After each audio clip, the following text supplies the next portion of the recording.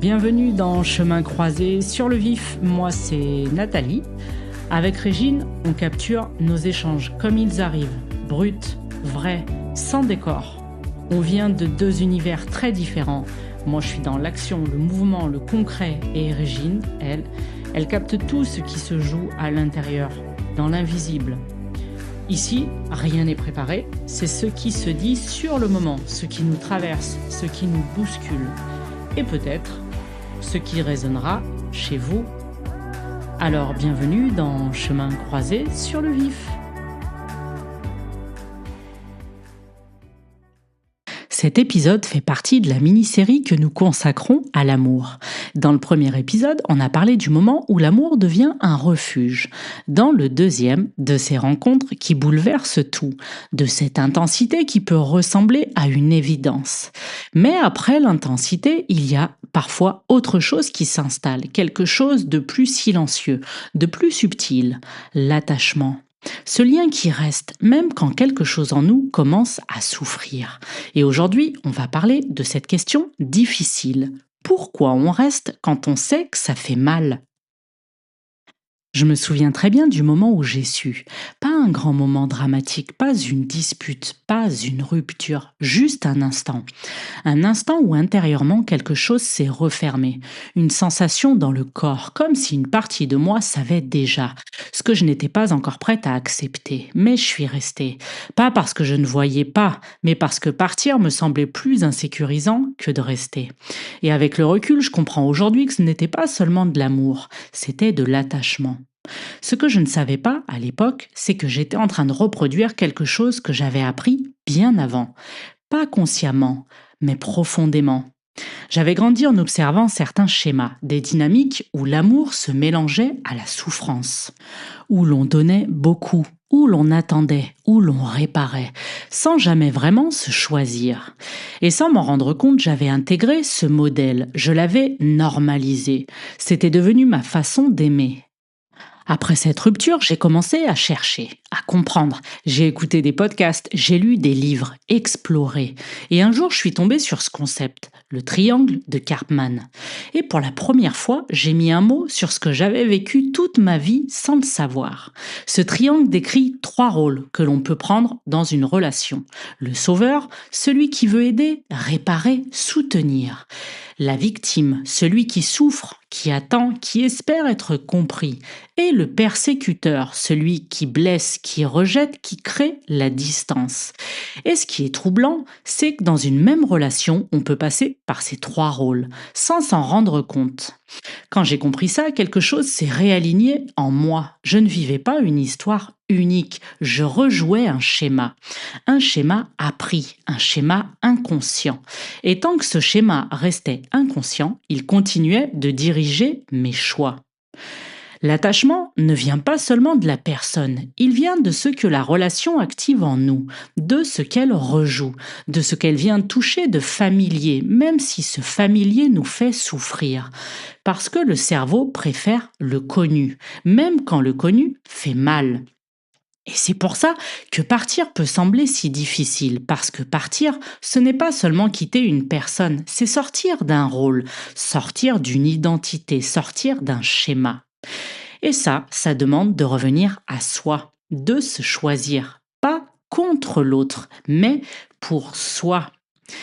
Régine, toi aussi, tu as accompagné beaucoup de personnes à travers ces dynamiques, ces moments où l'on sent que quelque chose ne nous fait plus du bien, mais où le lien reste très fort. Comment expliquer cet attachement ? Qu'est-ce qui se joue réellement à un niveau plus profond dans ces schémas que l'on répète ? Et surtout, comment commencer à en sortir ? Allez, je te laisse nous éclairer. Merci beaucoup Nathalie d'ouvrir cet espace autour de ce thème. Ce thème qui touche au cœur de l'âme et qui nous concerne tous et toutes.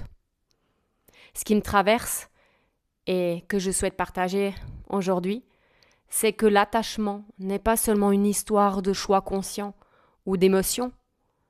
Il s'enracine profondément dans notre psyché et dans notre expérience humaine. Parfois depuis notre naissance, parfois depuis bien plus lointain que ça. dans notre conception, et encore au-delà de nos histoires d'âme, sur d'autres vies, sur d'autres espaces-temps. À un niveau très profond, rester dans une relation qui fait mal a toujours un lien avec la peur du vide. Parce que quitter, c'est s'exposer à l'inconnu, à un espace où il n'y a plus de sécurité extérieure. Pourquoi on a appris à s'accrocher justement à l'extérieur, à faire confiance? Parce que lors de notre naissance, humainement parlant, contrairement aux animaux, on est obligé d'être pris en charge par l'humain, donc par l'extérieur. Donc on apprend à faire confiance à l'extérieur et pas à soi.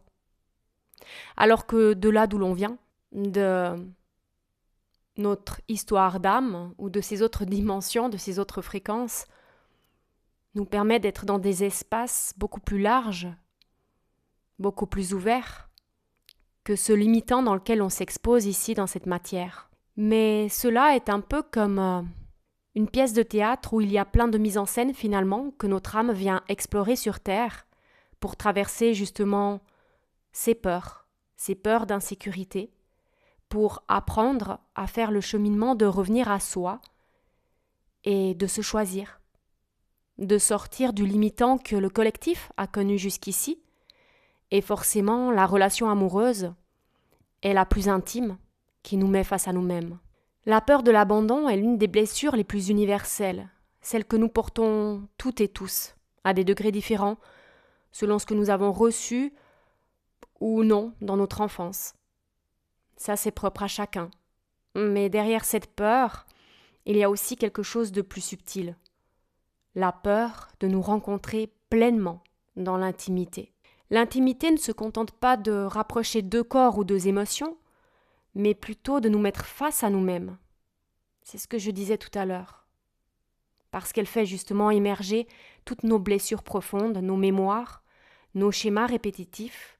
Et ces schémas répétitifs se rejouent, comme tu l'as interprété tout à l'heure, par notre enfance, notre arrivée sur Terre, mais pas seulement, de toutes nos histoires d'âme précédentes. Et ça peut être très inconfortable, et pourtant nous avons décidé de franchir ces caps pour nous confronter à nous-mêmes et sortir de toutes ces croyances, de toute cette éducation que l'humain a reçue depuis des décennies, de toutes ces civilisations, de tout ce collectif qui s'est englué dans des mensonges finalement. Et dans ces mensonges, il y a forcément ce triangle de Karpman que tu as nommé, sauveur, victime, persécuteur. Ils prennent tout leur sens. Ces rôles nous offrent une sécurité illusoire et nous maintiennent dans des comportements connus, même s'ils nous font souffrir. Tout cela reste inconscient, bien sûr, jusqu'à ce qu'il y ait un réveil, une expérience lourde, un trauma qui se réveille à travers une épreuve.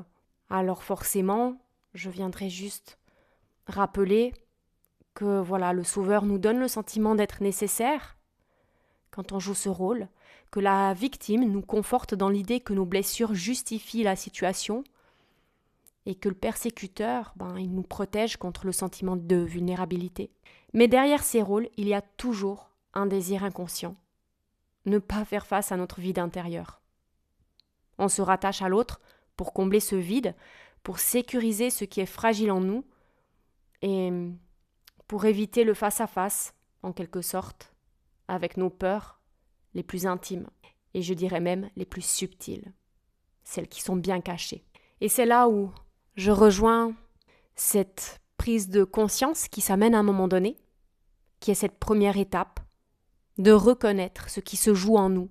Si on se pose un instant avec soi-même et qu'on vient juste observer cette pièce de théâtre, observer cette mise en scène, eh bien, c'est là qu'on ouvre cette nouvelle histoire à nous-mêmes, à nos besoins, à nos blessures, à nos peurs. On sort de cette identification, puis on vient accepter. On vient accepter ce qui se joue à nous.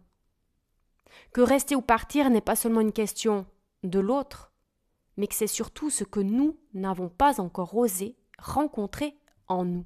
Et puis je dirais que la deuxième étape, c'est d'oser faire le chemin à l'intérieur, seul, en conscience, dans le silence, ralentir, oser revenir à soi, oser confronter le silence. Et cela, c'est oser se choisir pour soi, c'est oser ouvrir cet espace et découvrir qu'il y a toujours une lumière et que cette lumière est parsemée d'amour, que cette énergie finalement, elle est nous sommes amour. C'est se donner la permission de se libérer du besoin d'être rassuré par quelqu'un d'extérieur et finalement avancer pas après pas vers l'être en devenir, dans ce que nous portons de plus précieux en nous et l'offrir différemment ensuite au monde. Mais d'abord pour soi. Donc la troisième étape, pour moi, ce serait de comprendre que ce processus n'est pas linéaire et qu'il passe forcément par des épreuves. Que même si on ouvre cette voie de nous à nous, on continuera à être mis à l'épreuve et que chaque relation, chaque interaction, chaque conflit devient un miroir. Il y a vraiment chaque moment d'intimité, chaque expérience, même positive, qui nous met face à nous-mêmes. Et cela nous invite à transformer tous ces schémas répétitifs que le collectif a vécu jusqu'ici. Alors bien sûr, c'est un travail conscient, un peu comme tenir un cahier d'exercice de l'âme, finalement. Je trouve ça sympa. Observer, ressentir, accueillir, lâcher, réintégrer. Et à mesure que l'on traverse cela, quelque chose se déploie. On commence à ne plus rester pour combler le vide. On commence à ne plus confondre dépendance émotionnelle et amour véritable. On commence à laisser l'amour devenir libre. Parce que la vérité, c'est que la peur de l'abandon et le vide derrière la transition sont des pas vers notre libération. Plus nous osons traverser ces espaces, plus nous devenons capables d'aimer d'une manière consciente, simple, expansive et surtout non limitante. J'en résume à cela. Qu'est-ce que tu en penses, Nathalie ? Je trouve que cela ouvre le chemin, en tout cas, vers un amour qui n'est plus attaché, mais qui est conscient. Un amour qui devient plus simple et qui ne dépend pas de la peur, ni des rôles que nous avons joués. Merci, Nathalie. Merci Régine pour ce partage. Ce que j'entends dans ce que tu dis, c'est que rester dans une relation qui fait mal, ce n'est pas juste un manque de force. Ce n'est pas juste un « je n'arrive pas à partir ». C'est beaucoup plus profond que ça. Parce que derrière l'attachement, il y a souvent une peur. La peur du vide, la peur de l'inconnu, la peur de se retrouver seul avec soi-même. Et ça, c'est quelque chose qu'on ne nous apprend pas à traverser. Alors on reste dans ce qu'on connaît, on reste même si ça fait mal parce que le connu rassure plus que l'inconnu. Et parfois, on ne reste pas parce qu'on aime, on reste parce que ça active quelque chose de familier en nous. Un rôle, un schéma, une manière d'exister dans la relation. Le sauveur, la victime, le persécuteur, des rôles qu'on a appris, des rôles qu'on rejoue, souvent sans s'en rendre compte. Et tant que ça reste inconscient, ça continue de diriger nos choix. Mais à partir du moment où on commence à voir, quelque chose change. On ne peut plus faire semblant, on ne peut plus se raconter les mêmes histoires. Et là, on arrive à un moment clé. Un moment où ce n'est plus seulement une question de rester ou une question de partir. C'est une question de se choisir. Se choisir même quand c'est inconfortable. Se choisir même quand ça fait peur. Même quand on ne sait pas encore exactement à quoi la suite va ressembler. Parce qu'au fond, sortir de l'attachement, ce n'est pas perdre l'amour, c'est apprendre à aimer autrement, à aimer sans se perdre, à aimer sans se réduire, à aimer sans rester par peur. Et ça, c'est un vrai chemin. Un chemin qui ne se fait pas en un jour, mais qui commence toujours par une chose, oser se regarder en face, oser voir ce qui se joue en soi et commencer petit à petit, à faire des choix plus alignés avec qui on est vraiment. Et si en écoutant cet épisode, tu sens que ça te parle, que tu te reconnais dans ces schémas et que tu sens que c'est le moment de faire bouger quelque chose, sache que tu n'es pas obligé de faire ce chemin seul. Aujourd'hui, avec Régine, on accompagne chacune à notre manière ces passages de vie. Moi, j'accompagne les femmes à remettre de la clarté, à sortir de la confusion et à poser des choix concrets pour se réaligner.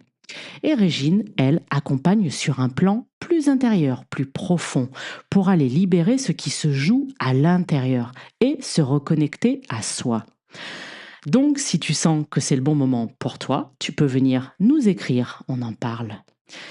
Dans le prochain épisode de cette mini-série, on va aller encore plus loin, parce qu'après avoir compris l'attachement et ces schémas qui nous retiennent, il y a une autre manière d'aimer, plus simple, plus libre.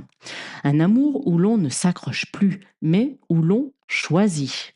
Et on va parler de ça. Donc, on se retrouve dans le prochain épisode de cette mini-série. Et merci d'avoir partagé ce moment avec nous. Si ça vous a bousculé, parlé ou donné un élan, dites-le nous. Un like, un partage, un message, ça fait vivre le podcast et ça nous booste. Pour découvrir nos univers, Régine dans son monde du sacré et de la transformation, et moi dans l'accompagnement des femmes en mouvement. Tous les liens sont juste en dessous. On se retrouve très vite et surtout, gardez le mouvement sans perdre votre centre.